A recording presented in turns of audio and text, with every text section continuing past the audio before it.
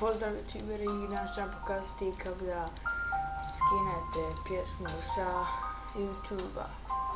Prvo idete na YouTube i upišete neku pjesmu koju želite i uđete u nju i kopirajte ovaj link. Otvorite novu karticu, idete na Google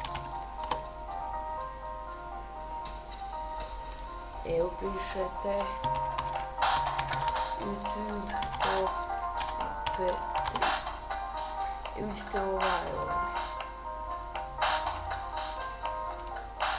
tu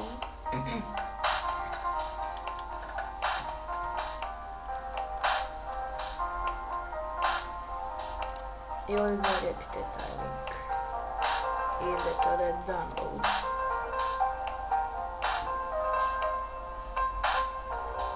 i samo sačekate, idete ovdje kliknite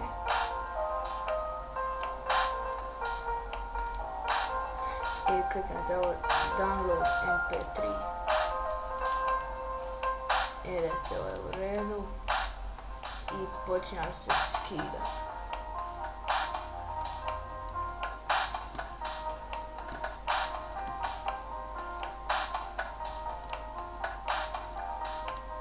I samo sačekate da se skine.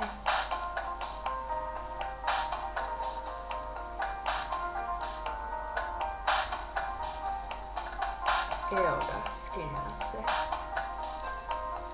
Eto. I to je to.